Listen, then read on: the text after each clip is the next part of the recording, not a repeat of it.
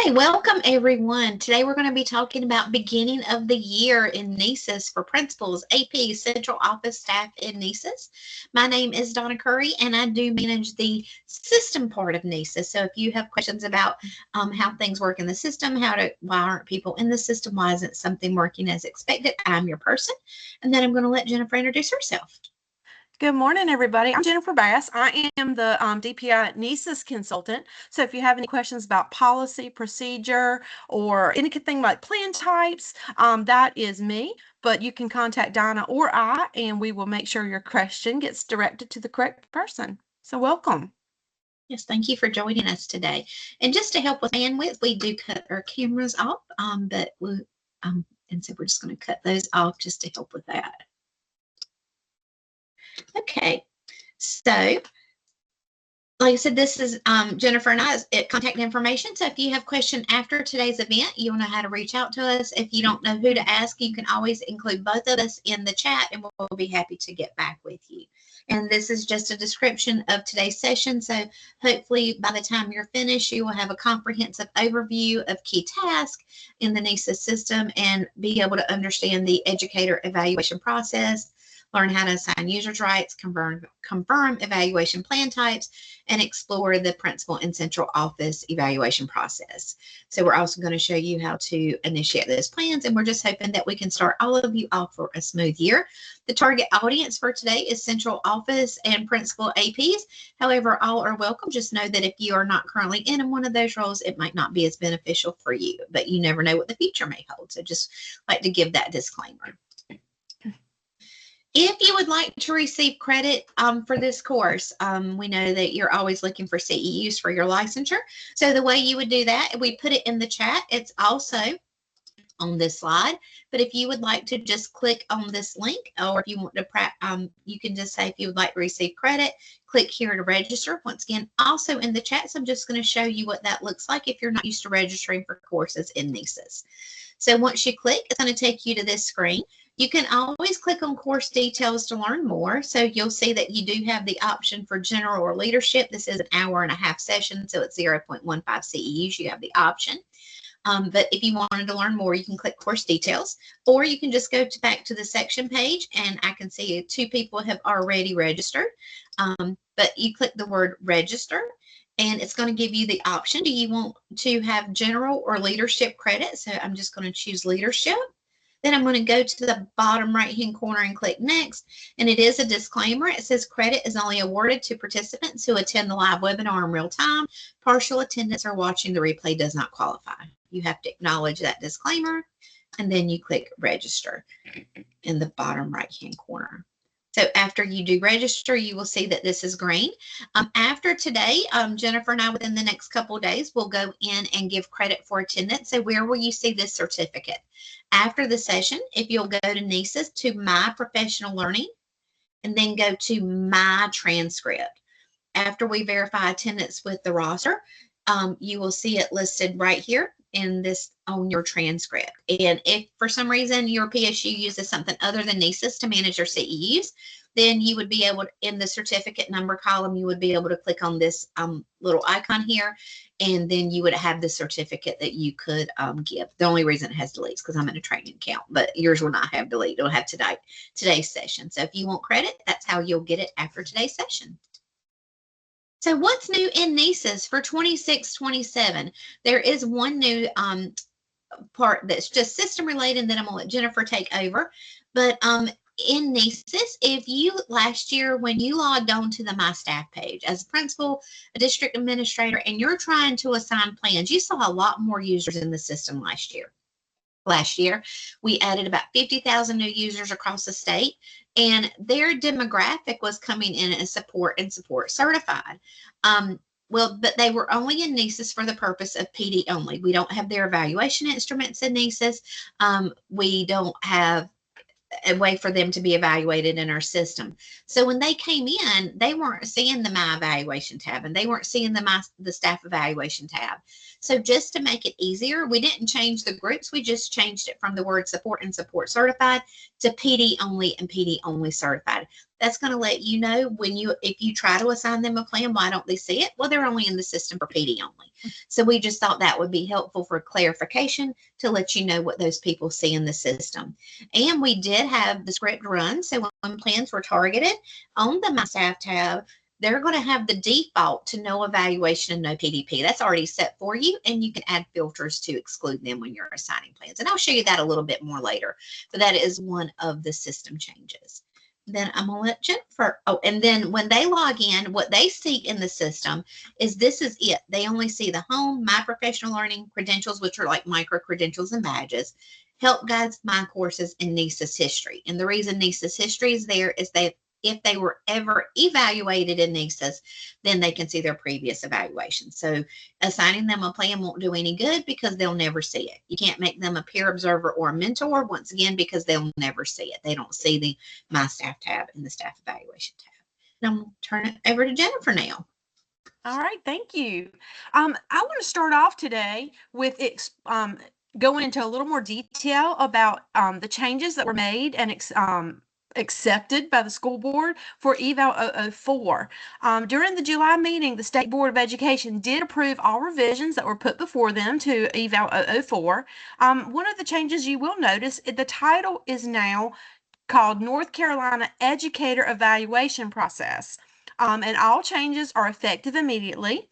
So we did want to make sure you understood that all these updates were in response to LEA feedback that we were getting and wanting clarification to the evaluation expectations and ensuring that we were more closely aligned with the current statute and the administrative code. If you would like to have a chance to look at the policy and read through it yourself, it is linked right here at the bottom. And you can read the updates that were actually made, and this is what it looks like on the policy sheet.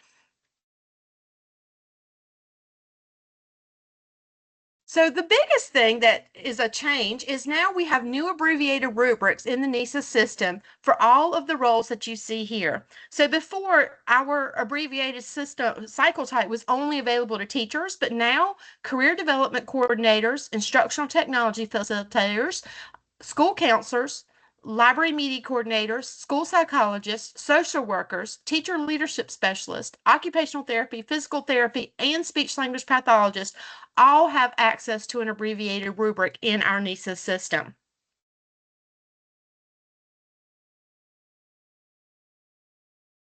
And as you can see, because the abbreviated cycle only looks at 2 standards, Donna and I are not the experts for these standards. So we got together groups of people from each one of these consultant roles, and they gathered people from the field, and they decided which 2 standards were best represented for the abbreviated cycle for each one of these roles. And this chart right here will show you which standards each one of those roles chose to have on the abbreviated cycle.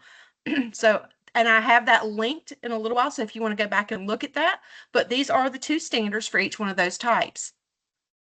Now, the nurse occupational therapy, physical therapy, and speech language pathologist are a little different.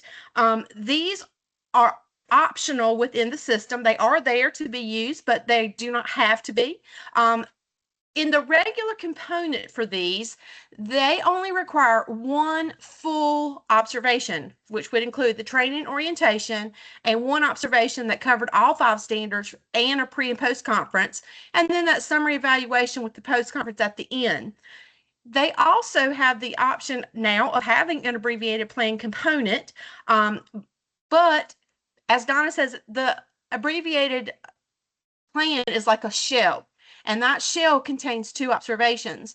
So if you choose to do the abbreviated plan on these roles, it will require 2 observations, but they will be they can be the shorter 20-minute observations that only cover the 2 standards. It would also include the summary evaluation with the post-conference. So that's a little different than it used to be. So you can either choose the regular plan, which would be 1 full observation with the summary, or the abbreviated plan where you're going to have 2 observations looking at only 2 standards. And you can see over there in the corner the standards that were chosen for each one of those roles.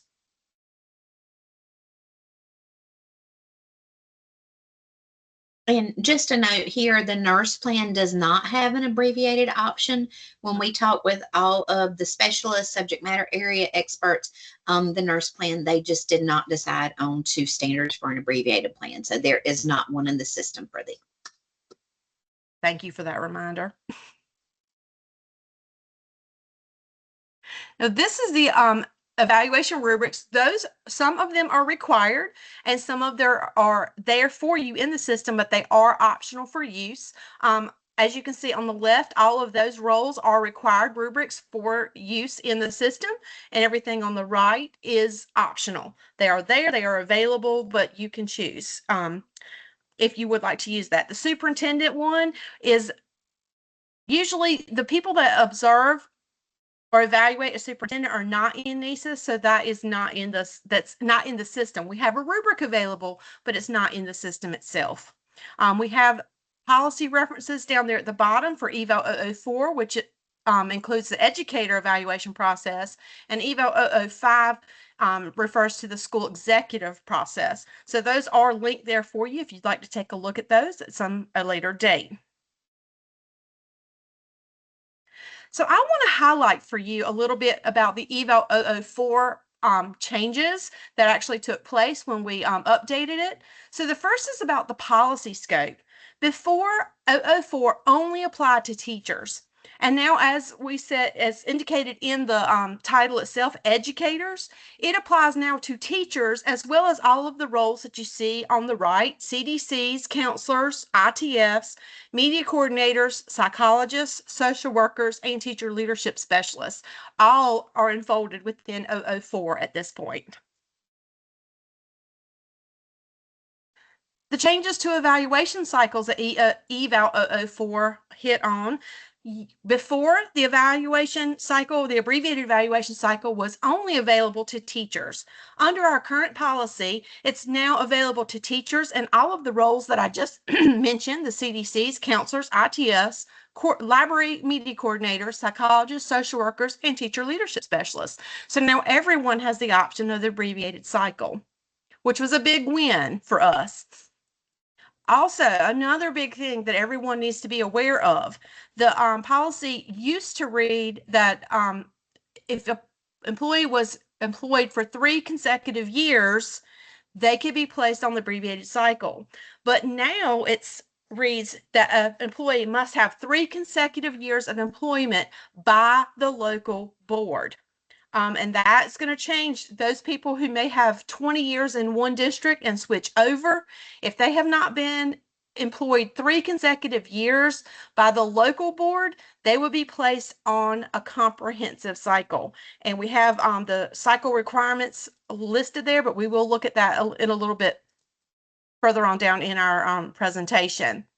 Also, we did not have late hire evaluation cycle in policy, and now it has been included so that the guidelines for assigning a late hire evaluation cycle is there. And additional items that 004 updates created. Before, it used to have formal observations could be 45 minutes or an entire class period, and that caused a lot of confusion and a lot of questions. So that was rewritten and now reads: a formal observation shall last a minimum of 45 minutes. So if you have a formal observation that you're doing, it needs to last a minimum of 45 minutes. We've taken out the class period part that caused so much confusion. Also, it didn't used to talk anything about the mandatory improvement plans, and now there is language in there that talks about the mandatory improvement plans and what they look like and the timelines that are associated with that. And we now, in our new current policy, have identified the roles who are responsible for the development of PDPs. For the individual, the educator makes the role, creates the goals. In the monitored, it will be the educator and the evaluator together, and in the directed plan, it will be the evaluator. So that has been clearly outlined now as to who creates those.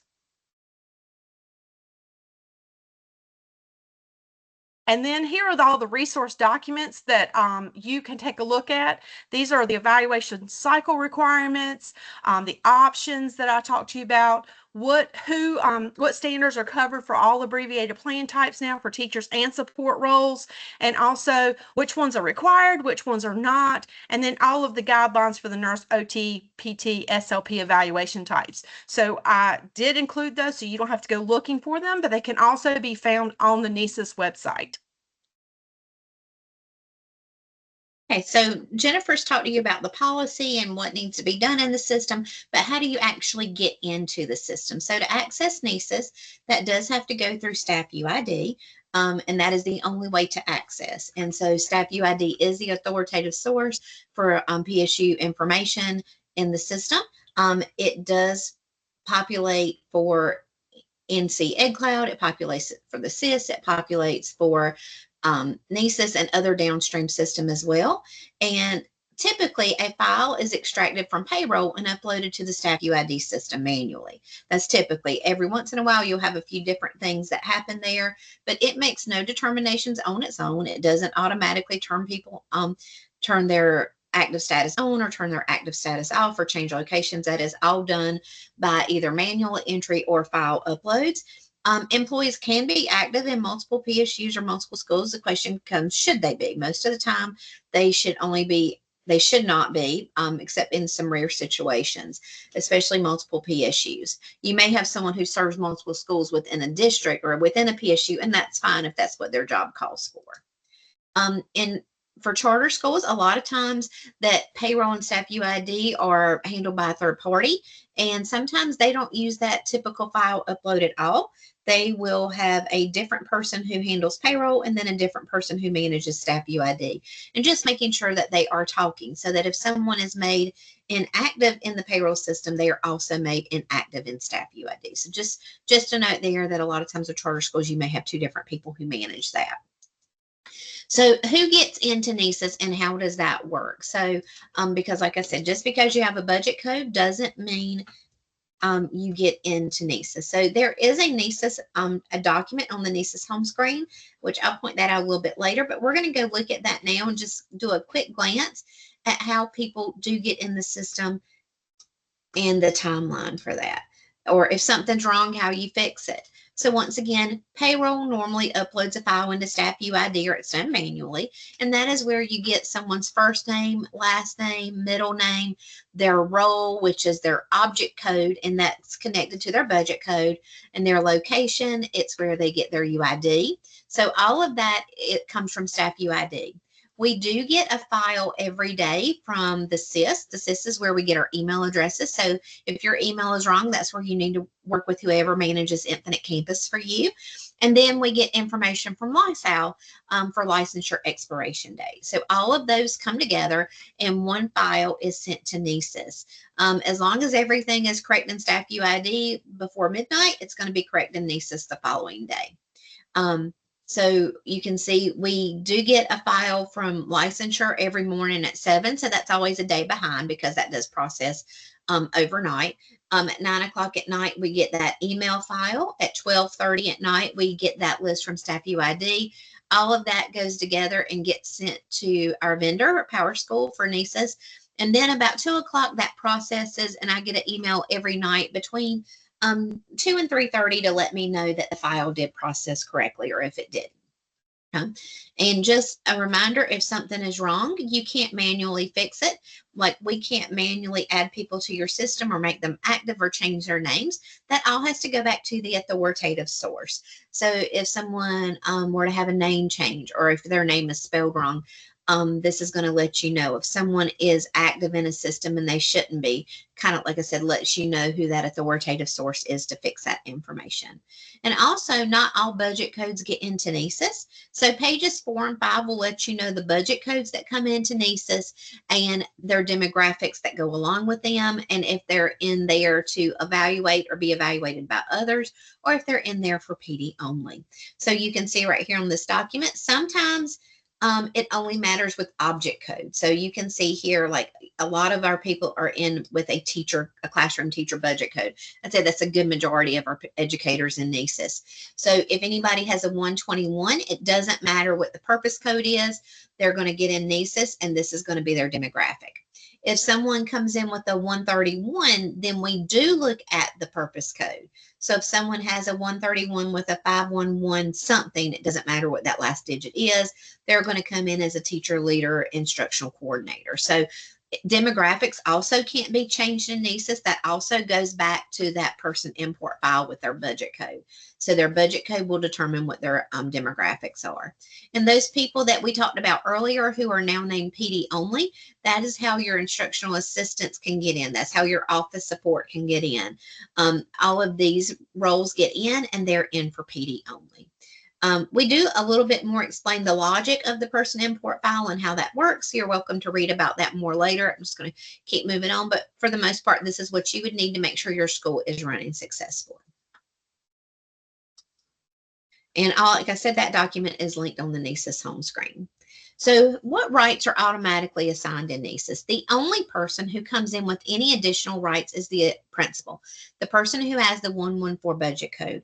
They come into NCEES and they are automatically made the evaluator to everyone in their location. No one has to give the principal rights to any plans. They automatically have those. Other than that, all rights have to be manually assigned, which means anything that's manually assigned also has to be manually removed. So if you want to take rights away from a principal, their budget code has to change. You can't do that in the system. And I'm going to turn it over to Jennifer to talk about the central office plan. All right.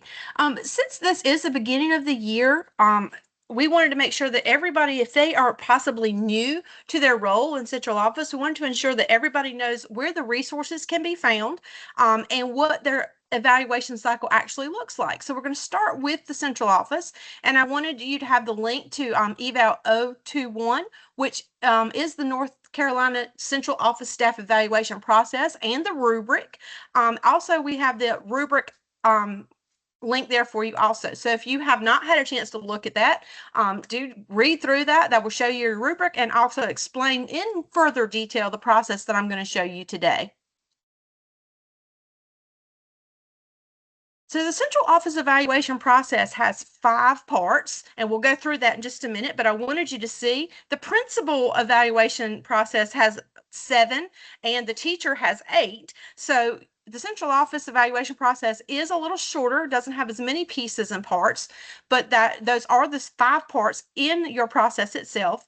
Over on the right, I have a chart that will show you what the central office staff members' responsibilities are in your evaluation system and what your superintendent or your evaluator's responsibilities would be. And I won't read those to you, but they are there for you to take a look at. So on the next slide, we're going to dive a little bit deeper into the 5 steps and talk about what's going to be happening. If you are new to the central office, this process is not required in the system. So some districts decide not to use the process for central office staff in the system, or they may use a different way to evaluate, but in the system, this is what it looks like. So step 1 is a self-assessment. All of our plans for teachers and principals start off with the self-assessment, but this is where you're going to assess your own performance using the actual rubric for your central office staff, and that's self-assessment is going to serve as a basis for setting your goals for your upcoming year. Step 2 in this process is when you're going to meet with your superintendent or your evaluator, and you're going to complete your evaluation process, and you're going to be talking about the timeline and your goals. You're going to be talking about your self-assessment and basing your goals for the year on where you feel you want to grow and the strengths that you would like to expand or enhance. Step 3 is going to be the consolidated performance assessment. And this happens kind of at the end of the year, where you're going to go and meet with your supervisor, and you're going to go over your performance throughout the year. You're going to go over your summary of your evidences, your documents, and they're going to actually judge the performance based on your goals that you created. Step 4 is when the superintendent or your advisor is actually going to rate you on the rubric itself, and they're going to meet with you and discuss those ratings for each element and each standard on the rubric itself. And step 5 is when you're going to have that final evaluation, your goal setting meeting, where you're going to meet to discuss your progress towards your goals, and you're going to look at your self-assessment, and you're going to look at your summative and have that discussion, and then create goals for the following year. If you have been in an administrator role before, you will notice that there is not a step in the middle for the mid-year conference that is included on the principal. So this time in this central office rubric, there are only 5 steps, and there is not a required mid-year check-in like it is on the principal one. So I did want to point that change out to you. But this is just the process that happens for central office. And then we're going to do the same for the principal evaluation process. If you are new, you're a new AP or new to the principal role, I always like to do this at the beginning of the year to ensure that everyone knows the process steps and what to expect here at the beginning of the year. So let's go through that process. Most of you have probably seen this progress graphic, and it walks you through steps 1 through 7 of the principal evaluation process. So we're going to do step by step and talk about what's going to be happening.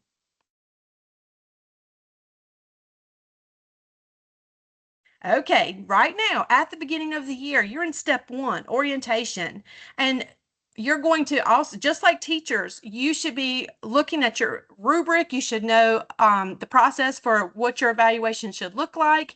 And you're also, I want you to take a look when you're looking at the process itself. Anything that's written in red is a required document that must be completed in the system itself.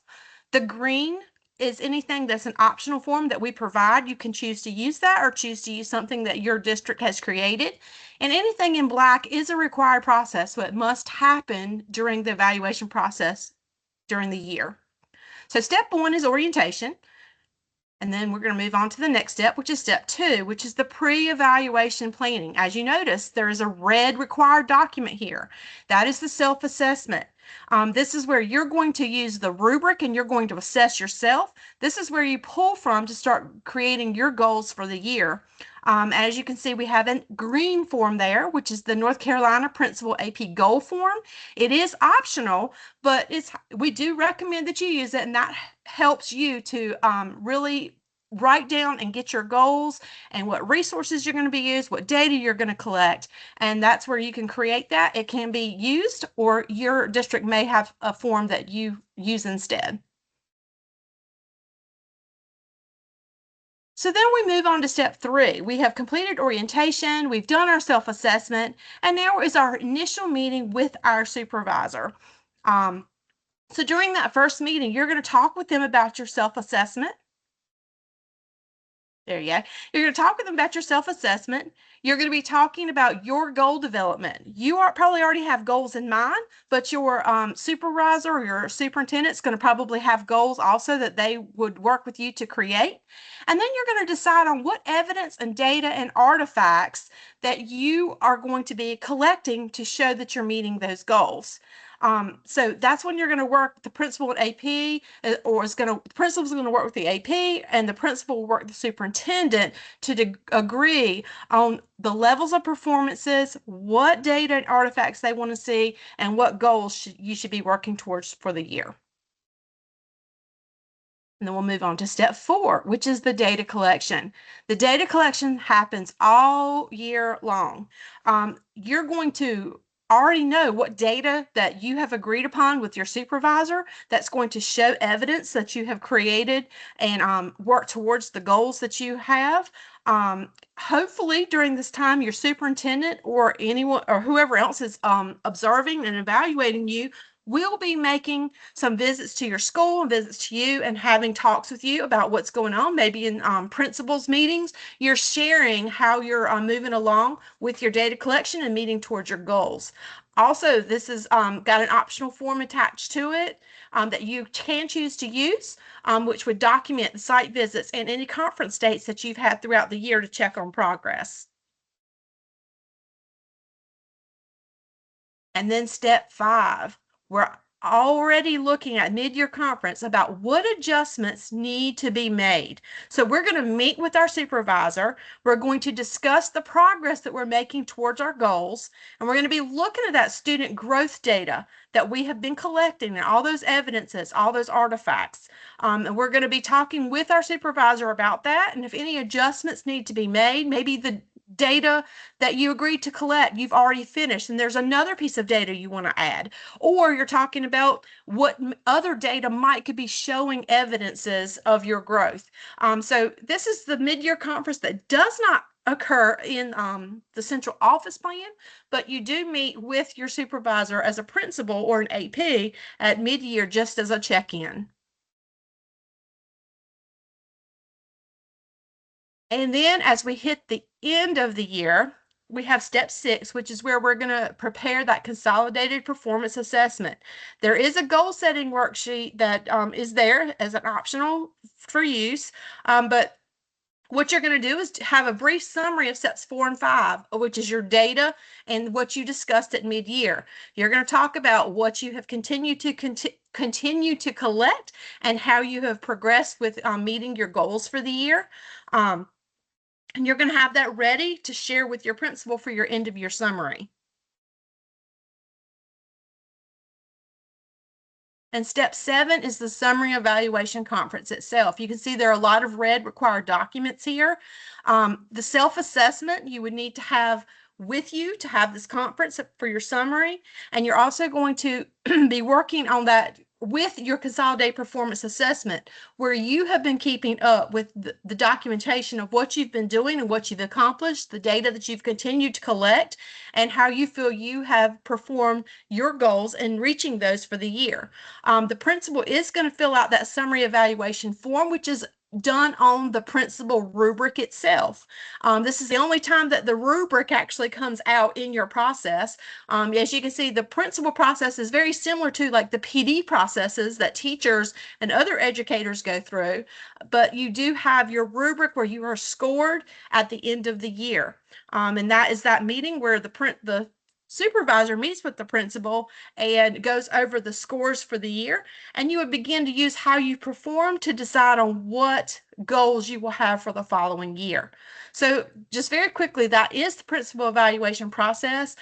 This can be found on our website and in your manual so that you can see all 7 steps and how that looks for the year.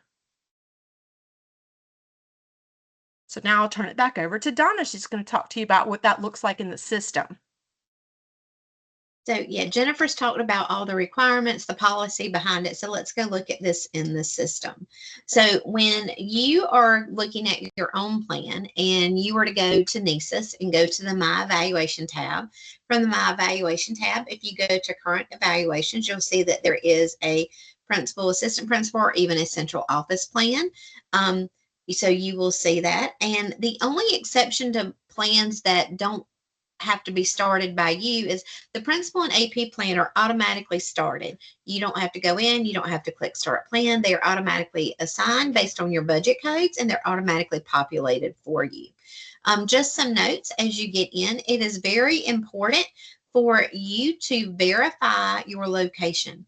Do not start a plan if the location is wrong. If you're still attached to a previous school, don't start, because once they correct that in their payroll system, then anything that you do is going to be deactivated and you would have to re-enter all of that. So we'll look at that in the system and where you would be able to verify your location. Also, so once you get into My Evaluations and you go to the My Evaluation tab, even if I say the plan is gone, it goes to the deactivated evaluation tab that you can see, so you can copy information over, but you would have to manually re-enter all of that. And in the principal AP plan, anything that has that asterisk is a required field. So you can see here that you have that orientation, the pre-planning, the initial meeting. There is data collection. We'll look at the mid-year conference, the end-of-year conference, and that summary evaluation. There's also a spot for written responses, but that is totally optional. That does not have to be used. And you'll notice here, this is the central office plan. And one thing that you will note is that it doesn't have an asterisk by the mid-year conference. It's there. We left it in the system as an option for a check-in if that was something that you wanted to do in your PSU, but it was not a requirement. So, but we did leave it in there just in case a mid-year conference did happen, that you could go in and document that.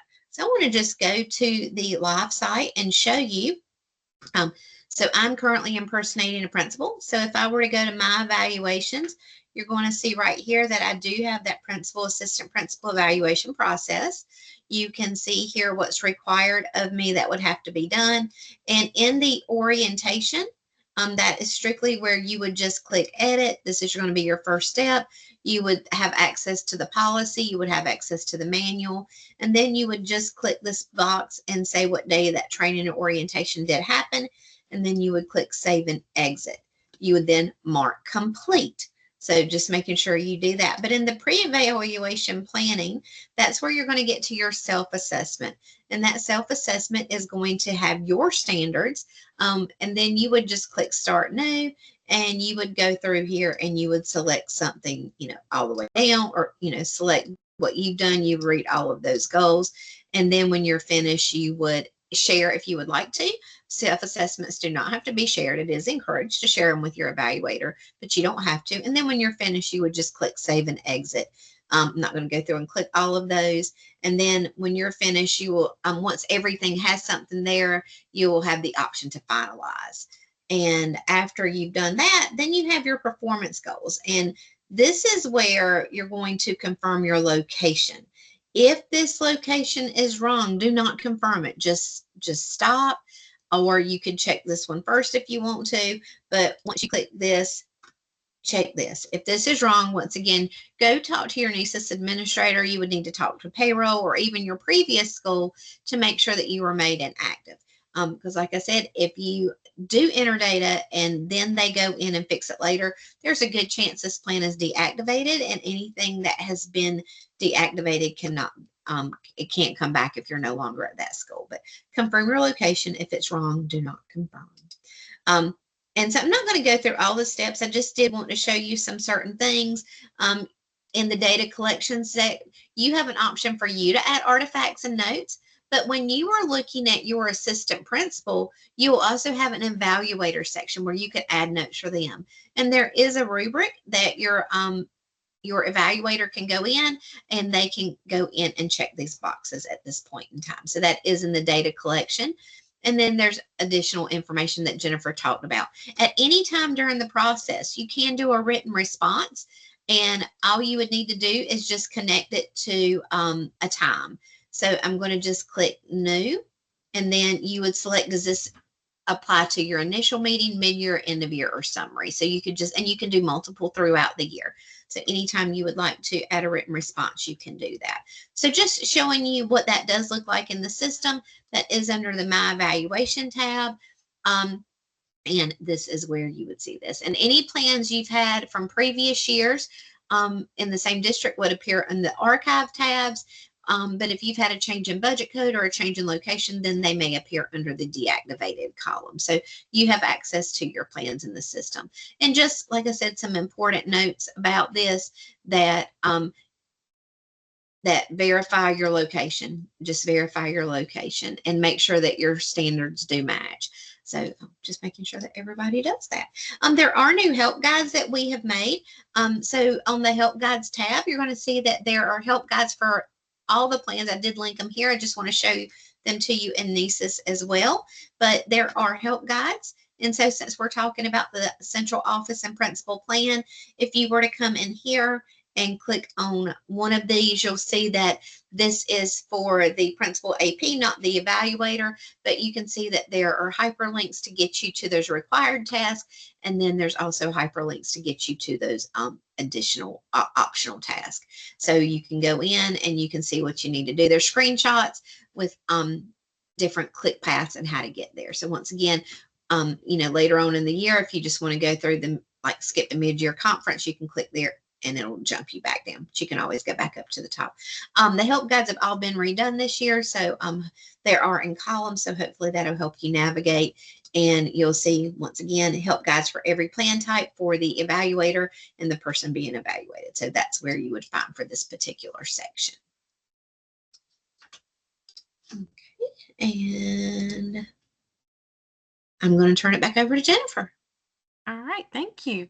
Because this webinar is for principals, new APs, and what should be happening at the beginning of the year, a big part of your job is evaluating your educators in your schools. So we're going to go through the process today just to make sure that everybody understands where to find information and resources, and also just to go through the cycle itself to ensure that we know what should be happening when and what your responsibilities would be. So as you can see on this screen, this is the NCEES home screen. If you want to locate my site that has all of the rubrics, all of the policies, all of the fillable forms that you may need for all of your educators, there is a link right there and the red arrow is pointing to it. And when you click on that, you will see on the right, this is what our NCEES information and resources site looks like.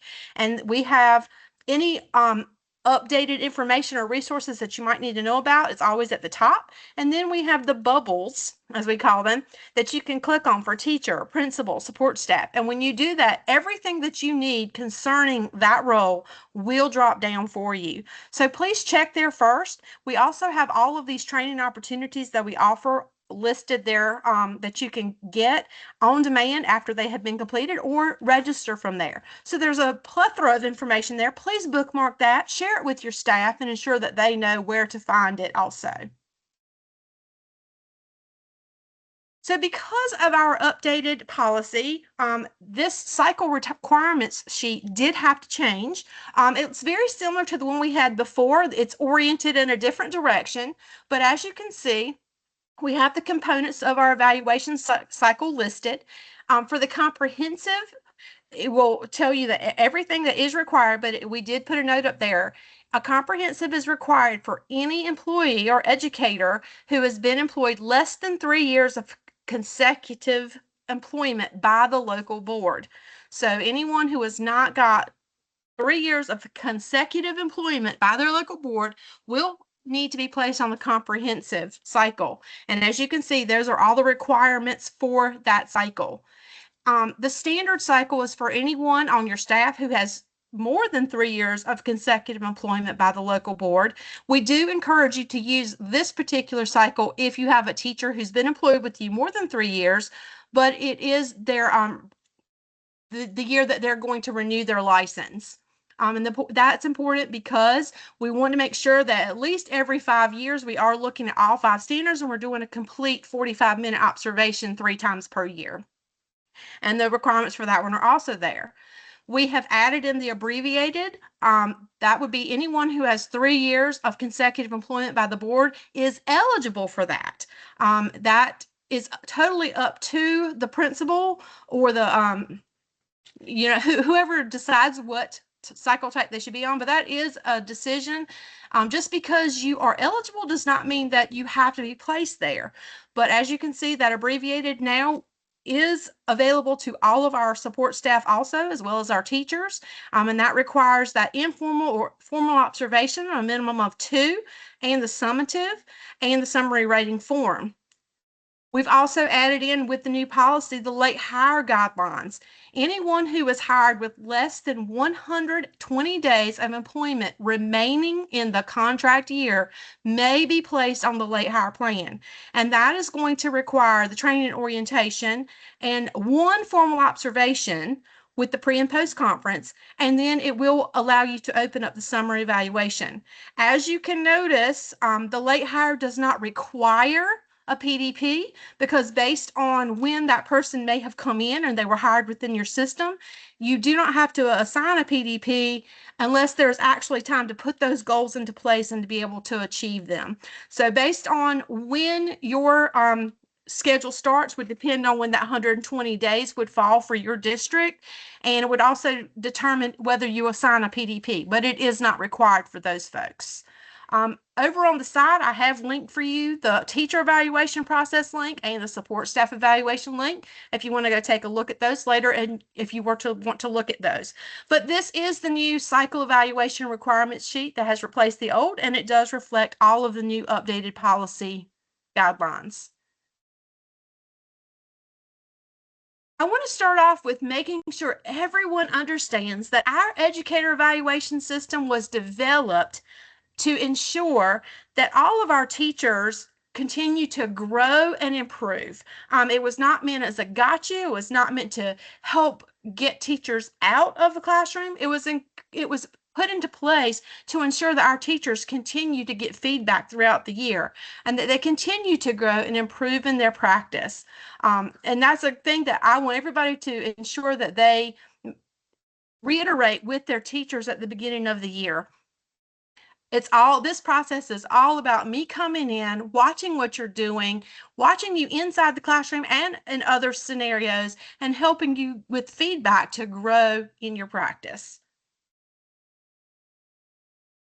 So when thinking about that, the beginning of the year orientation is where we all start. We do have some NCEES orientation resources that can be found on our website. But prior to orientation, principals need to make sure that they send the reminder regarding the orientation meeting, and you can provide the link to our NCEES Canvas site so that they can have all the information that they need about their evaluations and all of their resources that we have available for them. And you're going to have a face-to-face or a virtual orientation meeting so that you can discuss the process itself, answer any questions, and make sure that you clarify any of their questions regarding NCEES and the evaluation process for the year. So up in the top in the orientation section, this orientation must happen within 2 weeks of an educator's first day of work in any school year. So if you have someone come in late, you've got within their first 2 weeks, they also need to have an orientation. We're going to make sure that during orientation, we share the rubric with them that they will be evaluated on. You will share policy eval 04 with them and a schedule for completing the components of the process. So a lot of people call and ask, does DPI have a schedule? We do not. That's totally based from the district because we don't know when you are starting, when you're beginning. So those schedule guidelines for evaluations will be generated at the district level. I have put in the policy link for you and the rubric links for you. But the calendar schedule will be provided by the principal or the district to their teachers at orientation. Many of you, I hope, have seen this graphic. Please note that this graphic is going to have to be revised a bit, and I have put in our next slides like where the revisions will happen. But this is what I always use to do the beginning of the year orientation training, and I use it in all of my training now. I do have a link to this document for you, and there is also one that looks very similar that's geared towards support staff evaluation process, which is very similar, just the words are a little different, indicating it's support staff. But we're going to work off of this today just to go through the evaluation process for the year, and we'll focus on each step and component. So let's look at step 1, which is the training orientation. I did just touch on that. The first component is training. Before anyone participates in our evaluation process, all teachers, principals, peer evaluators, anyone who's involved in that process should complete training on this evaluation process. And what I'm doing with you today would suffice as that training. Component 2 within step 1 is the orientation, which is the part where within the first 2 weeks of that teacher's first day, the principal must provide the educator the rubric. That could be the teacher rubric or the instructional support rubric. You're going to provide them where they can find eval 004 and the schedule for your district for when evaluation processes will be completed. So those things should be given to your staff at the very beginning of the year. All right, now we're going to look at step 2, which involves the self-assessment, the goal setting, and the pre-conferences. So component 3, all educators will complete an evaluation, a self-evaluation or self-assessment. You're going to use the exact same rubric for their rubric that they will be evaluated and observed on throughout the year to rate themselves. This does not, as Donna said, have to be shared, but we strongly encourage teachers to share that with their administrators so that they can start basing their goals and the principal knows what they should be looking for, what supports they need to be providing for that teacher based on how they're rating themselves. Keep in mind, even if a teacher is placed on an abbreviated cycle for the year and they'll only be observed on 2 standards, their self-assessment will have all 5 standards on it. That causes some confusion sometimes, but we wanted to point that out. Now, component 4 of step 2 is the pre-observation conference.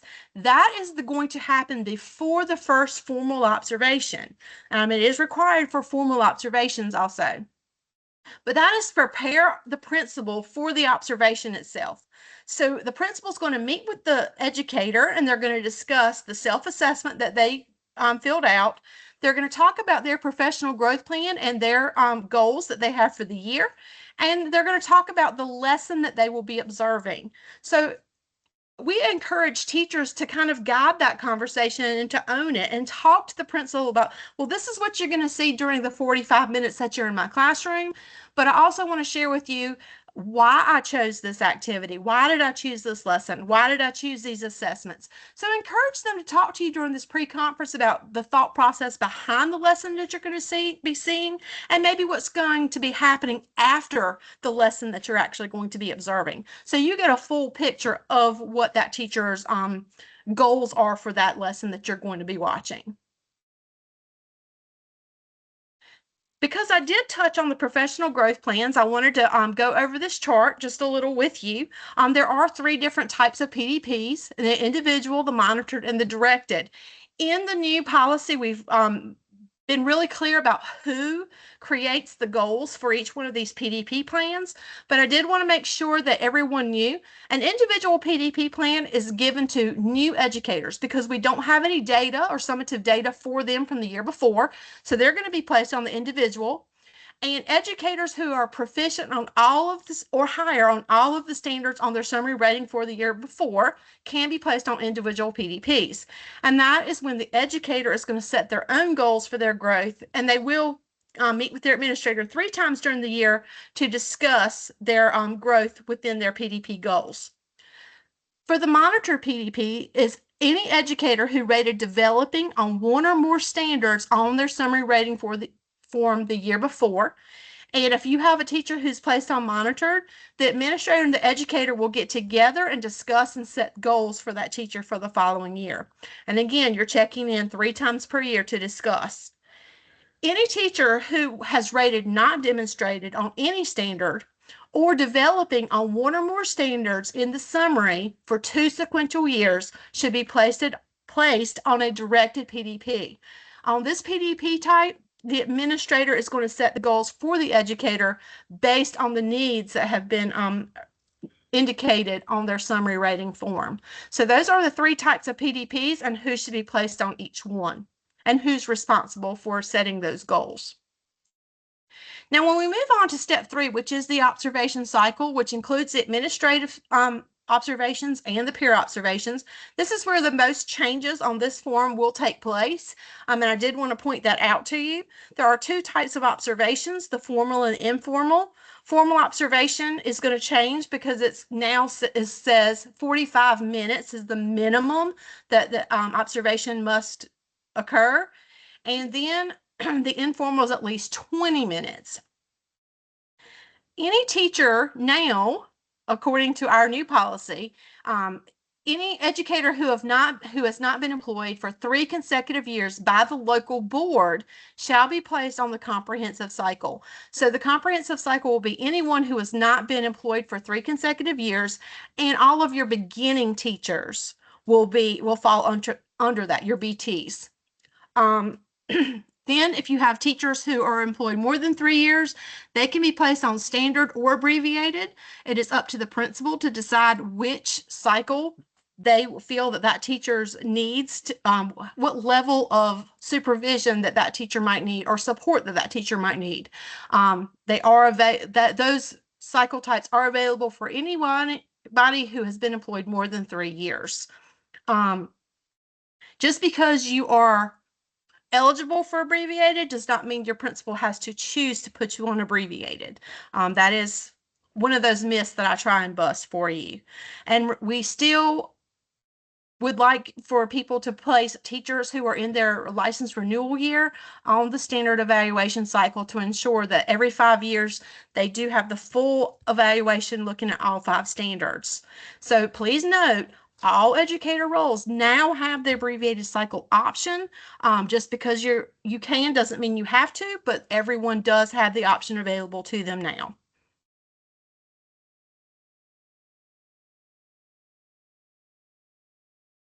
You can go ahead. And again, here are the cycle evaluation requirements. This is linked for you so that you can take a look, and that tells you who should be placed on what cycle and what is required. And these are based on our new policy requirements. As you're starting the year, I want you all as principals to be very clear about this. I want teachers to understand we're all about growth and improvement. So when you're coming in to do observations, you are not evaluating. The only time you evaluate a teacher or an educator is at the end of the year.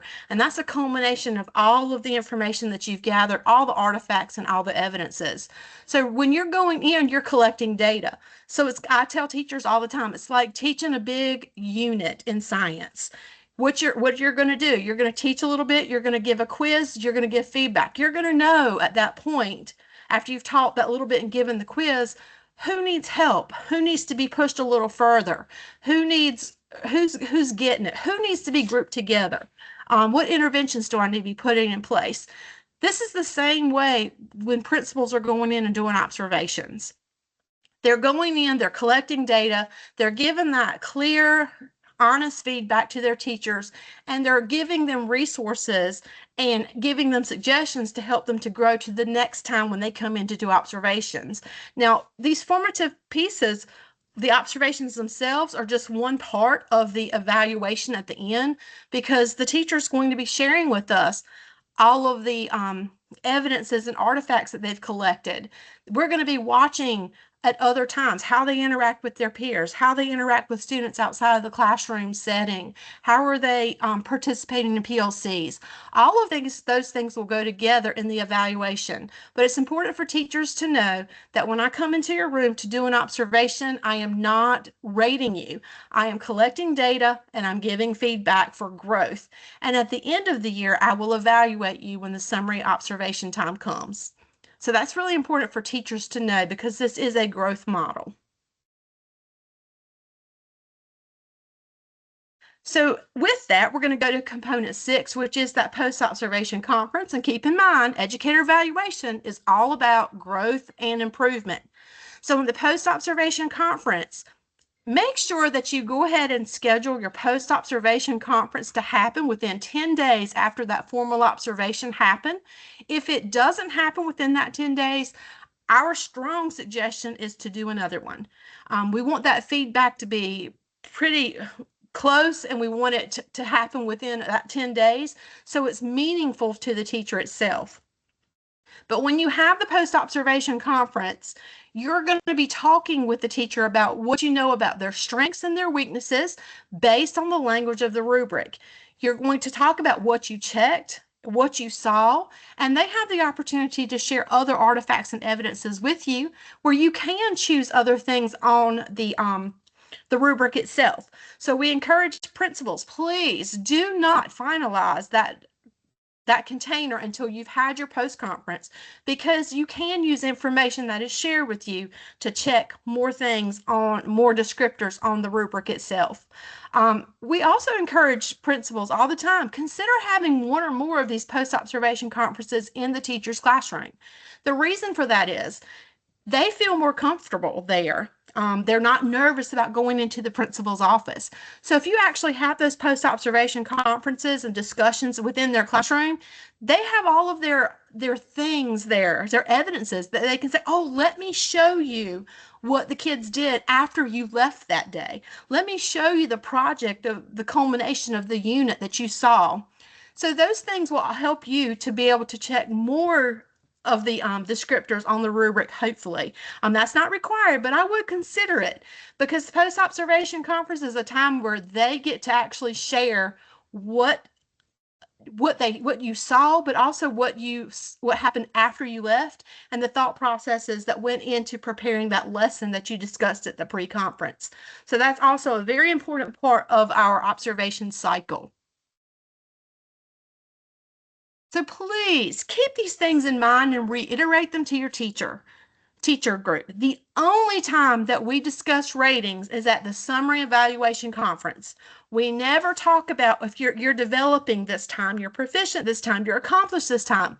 We're only going to talk about the descriptors, the knowledge, the action, the interaction, the extension. We're going to talk about what we saw. We're going to talk about ask questions to get some better feedback on what their thinking was and where that lesson went after you left, and how we're going to grow into the next descriptor columns. But we're not going to talk with teachers about developing, proficient, accomplished, and distinguished until the summary rating. That encourages that growth throughout the year. And please make sure they understand that no one observation is going to fully inform their rating at the end of the year. Maybe they didn't get the descriptors checked that they felt that they wanted or deserved, but that does not mean that totally is going to be your rating at the end of the year. Everything goes into that rating itself. When principals are observing their teachers outside of classrooms, in PLCs, interacting with parents, all of those things along with that observation data will go into that final rating. So please, please, please do not discuss ratings with teachers until the end of the year. That's so important for their growth. So now I'll turn it back over to Donna. So now we're going to talk about assigning plan types, verifying your staff list, and giving access rights to those plans. So Jennifer's talking about the policy and what's required, or who can be placed on what type of plans and things of that nature. So what we're going to do is I'm going to go to My Staff and just show you some things to look for on the My Staff tab. So you can see it up here. It does say My Staff. And then once we get there, we're going to actually look at the site column. I do not recommend assigning any plan types until you verify that that site column is correct. And we're going to go look real fast before we even look at plan types. So I'm going to go into NCEES. I'm going to go to My Staff. And then if you are a district administrator, you may have to toggle between schools, but you'll see the schools that you have access to in this list. And then you can scroll down this list and you can see who you currently have there. Now, this is Training School 1. So you can see here I'm at Training School 2. But look at these people right here at the top. You can see here that these people are attached to 2 schools. Now, maybe this is a principal and they serve 2 schools, and that can happen. So maybe this person is supposed, well, I say principal, but that's the central office, but so they're connected to 2 schools and they are actively working in 2 schools. That's okay. But maybe this person is new to my school, but they're still connected to their old school. This is going to be a problem because they're still in 2 locations.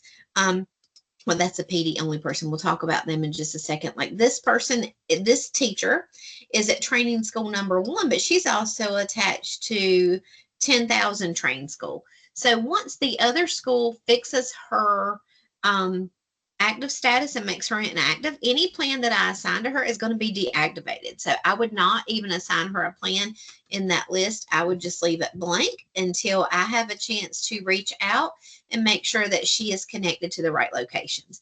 So if you see here where it has multiple locations that this educator no longer works at, do not assign a plan type, because once payroll fixes it, their plan is going to be deactivated and everything's going to have to start over anyway. So one thing you'll notice on this screen is we talked about all of those roles that say PD only. The system is automatically going to turn that to no evaluation and no PDP. So that means it doesn't mean you can't go to the drop down and try to change it, but they're never going to see it because remember, they don't see the My Evaluation tab. So how can I filter these out of this list so I don't have to look at them? Well, on the My Staff tab, site and district administrators can add a filter.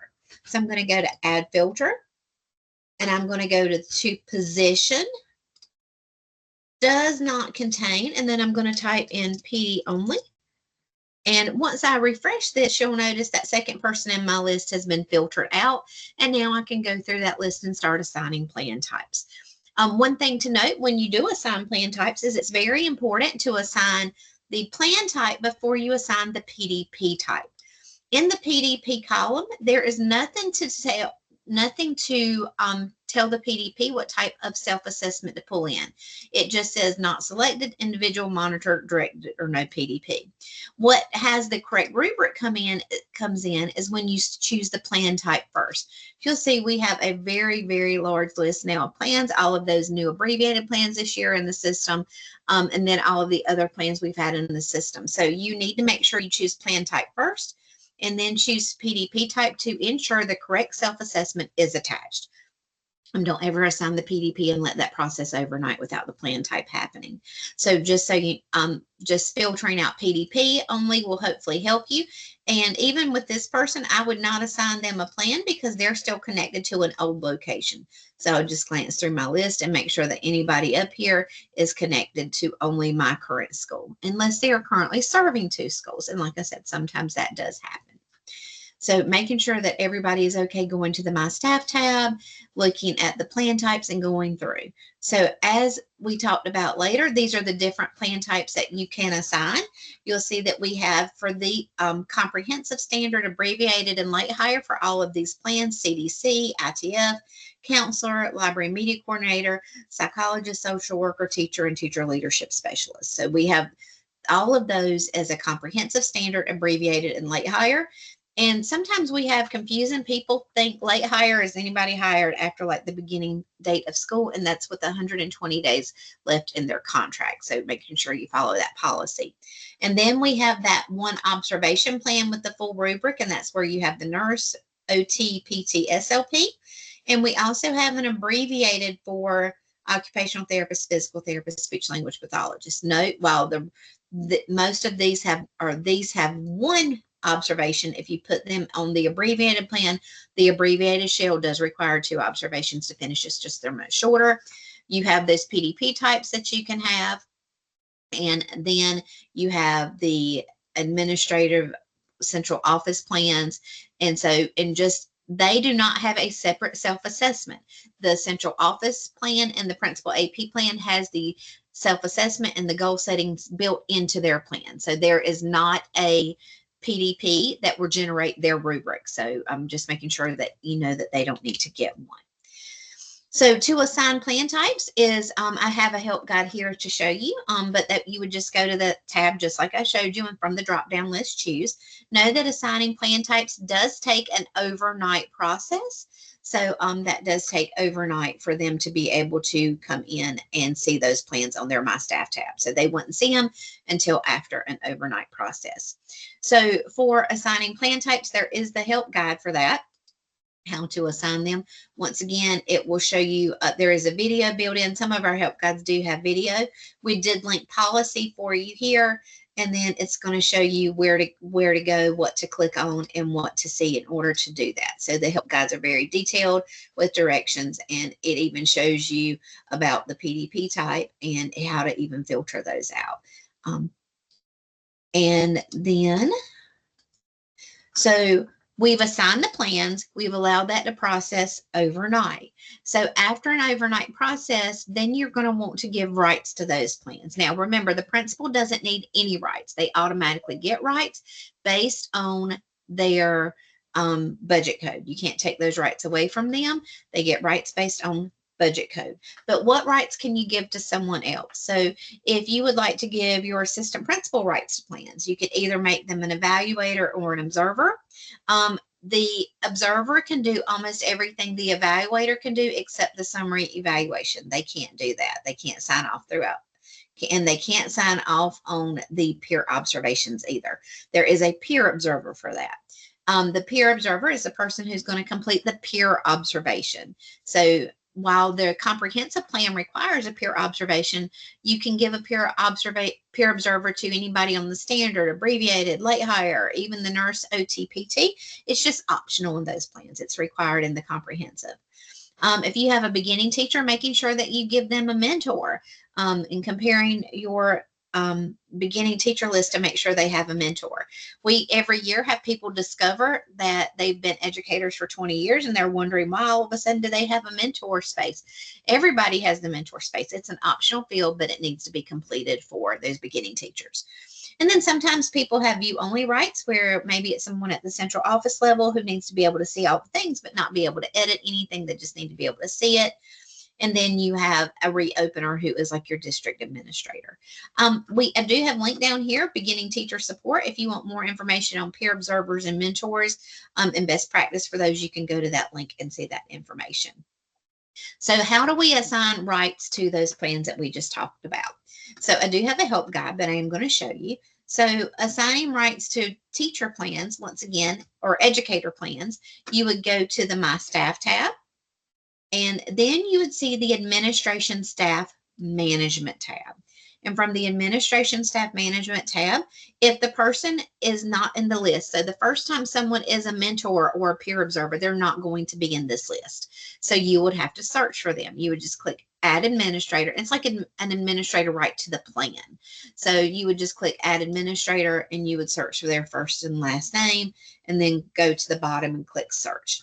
If they're already in the list, you just click the drop down in front of their name and click Admin Rights. Whether you add administrator or click here, it's going to get you to this screen. This screen is going to show you rights that they already have given the plans in this top section. So I would recommend scrolling up and down. As a principal, you're going to see you're going to have rights to everybody. Maybe this person is your assistant principal and you want them to help with everything. So whether a person is enrolled with your staff today or in a month, you want them to help with everything. If you're a principal, you only have one location. If you're a district administrator, you have multiple. So choose your site, choose the plan type. Now, it will only be here if it has been assigned and allowed to process overnight. So I'm going to choose the abbreviated plan. If this is, they're going to help with everything, leave number 3 blank. If you only want them to help with a few people on staff, just manually go in and check a few. But if they're going to help with everything, leave number 3 blank. And maybe they're also going to be an evaluator like you. I want you to notice what happens. I didn't choose anything for number 3, but when I click Add, you'll notice there's a blue check here. What this means is anybody, it's a dynamic field, and anybody who could ever possibly be in this list or is currently in the list, they'll be whatever rights I gave. So this person, if I have someone start new tomorrow, since I didn't check anything, I let it be a dynamic field. If I have a new teacher added to an abbreviated plan in a week, in a month, that this person is going to be their evaluator as well. So click OK. Then you just go to the top and verify that it did add to the bottom. So you can see I made them an evaluator to all staff. And then if they're going to help with everything, go through the list. Go to the, you can't do central office plans here. That's done somewhere else. Go to the comprehensive plan. Choose your site, choose your plan. Pick or choose 1 or 2 people or everybody currently. If I check this is everybody currently in the list. I'm going to leave it blank. They're going to be the evaluator. Click Add and then click. You'll notice again that blue check.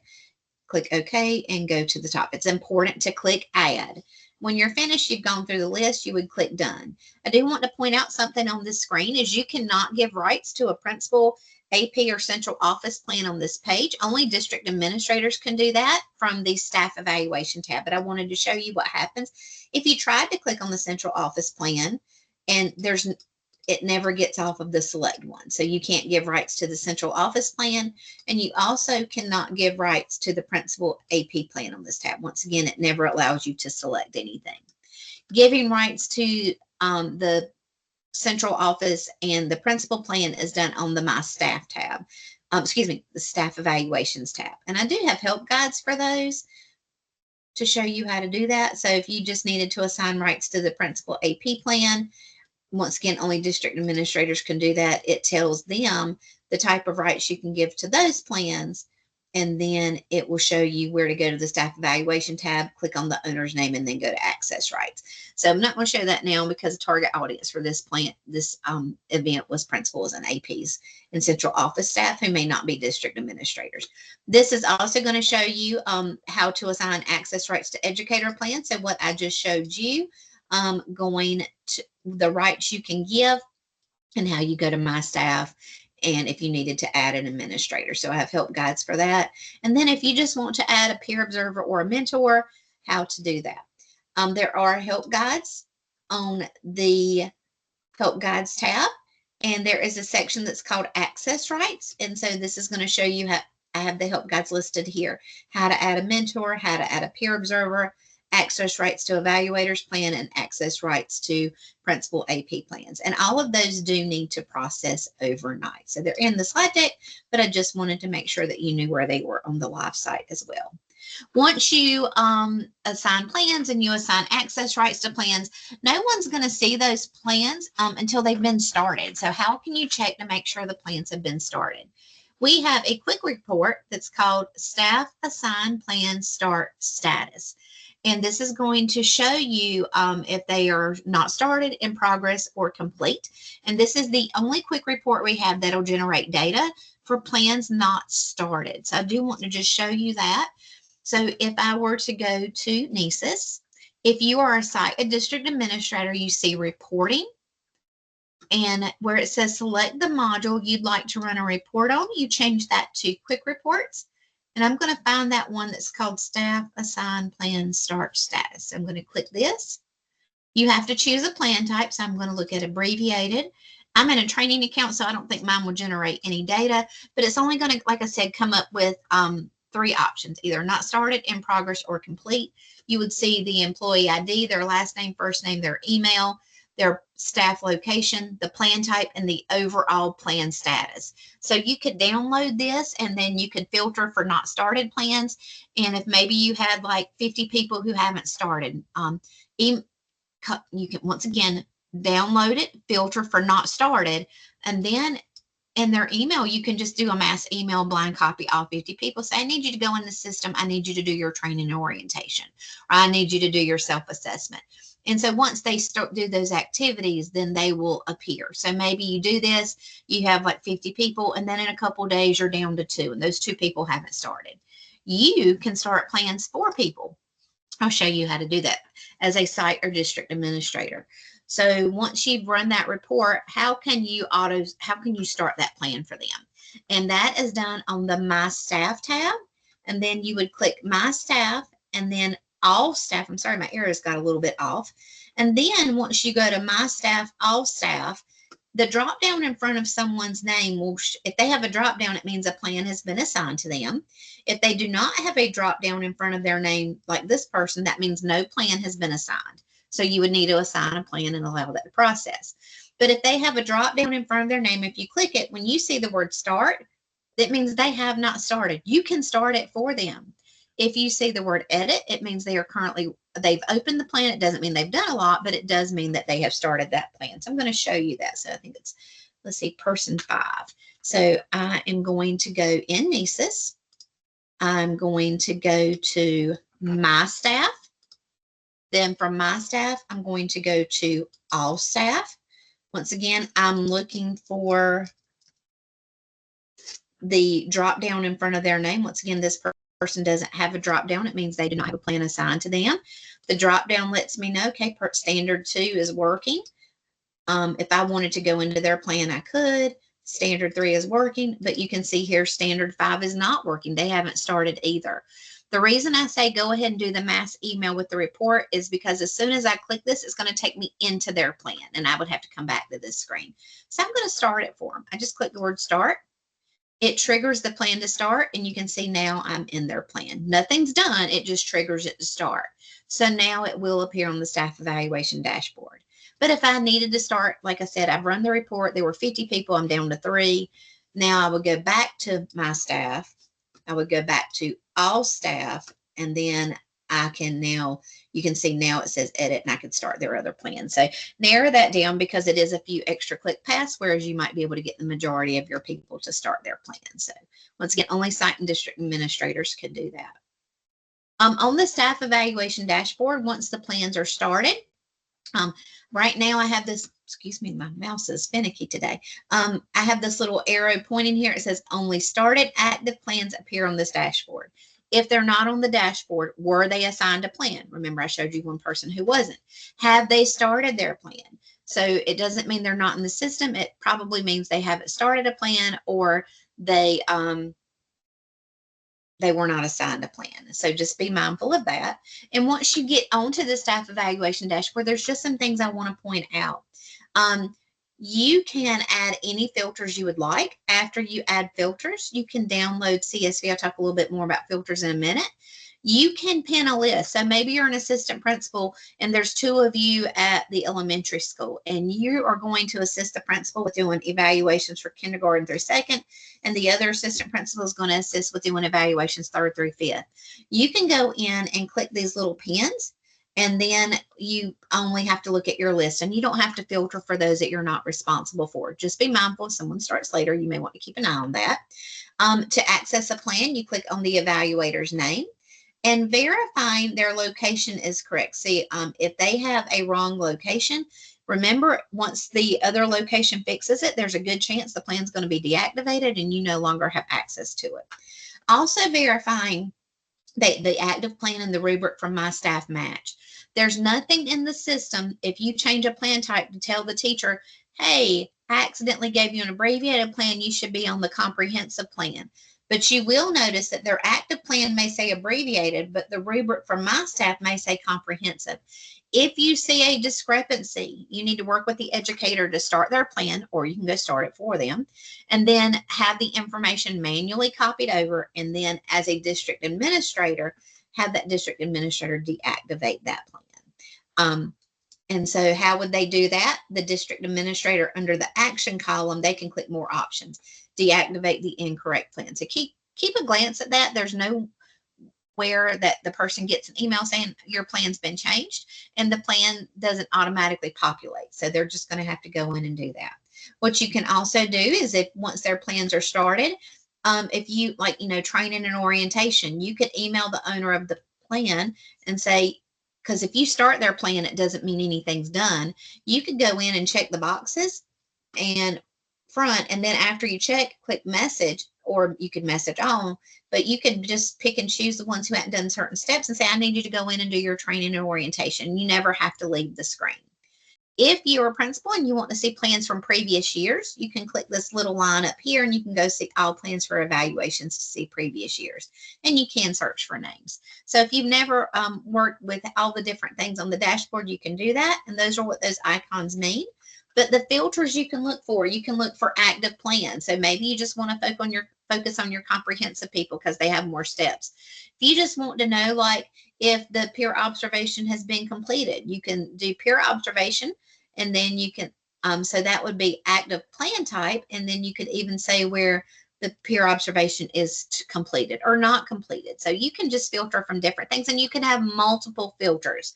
So if you've never looked at filters, so I'm going to go to staff evaluations. Maybe I just want to add a filter, and I want to look for the active plan is equal to comprehensive. And maybe this is a point in my calendar year where peer observation should be done. And I want to say the peer observation is equal to completed. So this is going to allow you to see which ones have been done, or maybe you want to see who does not equal completed. And then you know who, I actually don't have any not completed, but then you could go in and you would have a list and you could see who has not done that information. So you can add multiple filters, you can go in, you can look, and you can do this at different points in time of the year. But when you're finished, just click the X's to remove and click update your table.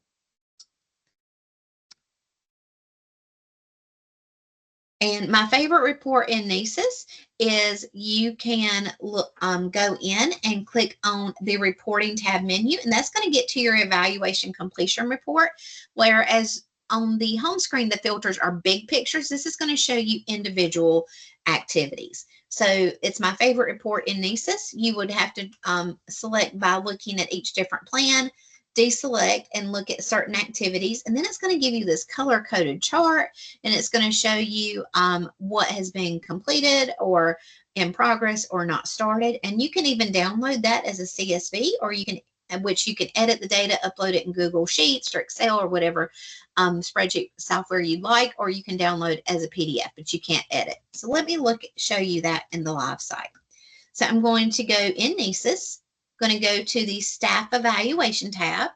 And then from the Staff Evaluation tab, I'm going to click on this little line graph, and this is going to show me the reporting menu, and I'm going to choose Evaluation Completion. You're going to choose your plan type, and it's going to select everything for you. So I recommend going to the bottom and deselecting, because at this point in time of the year, you don't need all of this data. And then think of your calendar. So by this date, what should be done?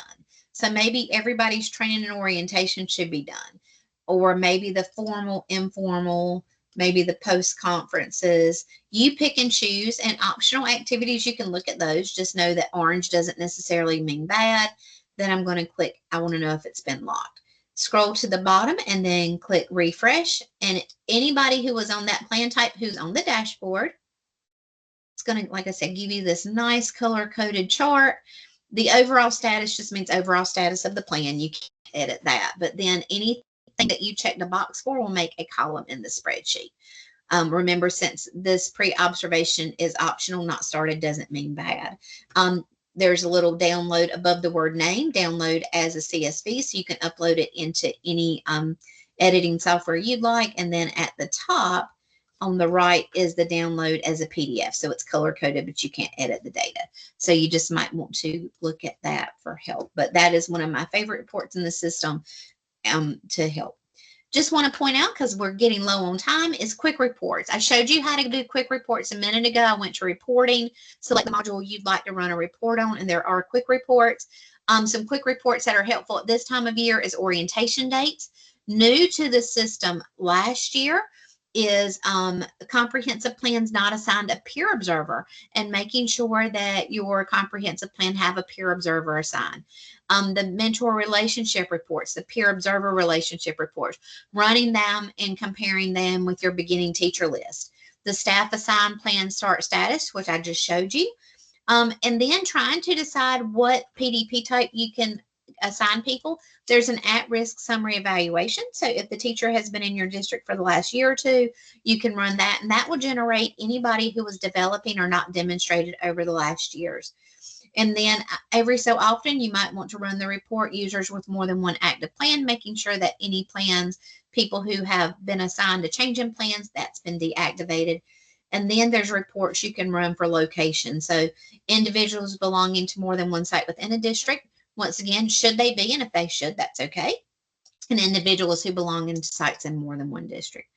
On the NCEES home screen, in the welcome section, the very last bullet is a how-to and troubleshooting guide.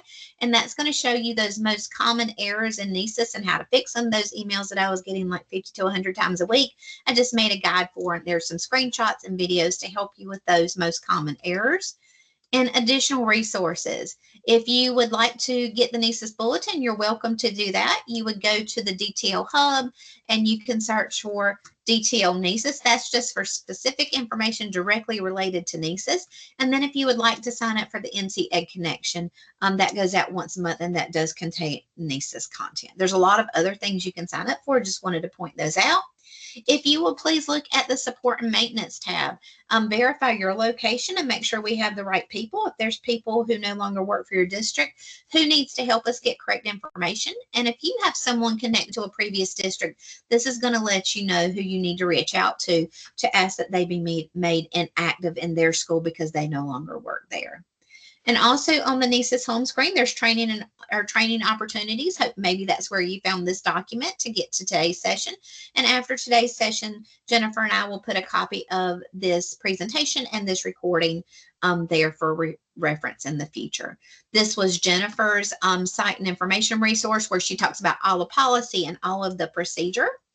And then there is a guide specifically, for site and district administrators, kind of get you started for the year and what's new in NCEES.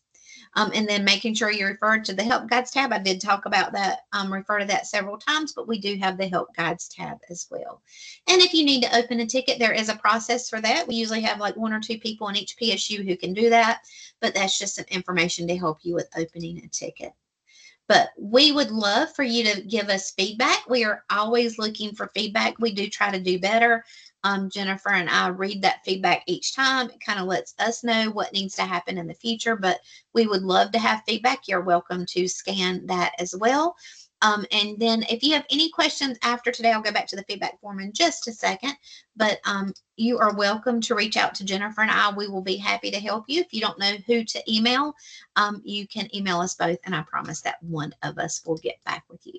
So thank you so much again for joining us today. We are so happy that you came.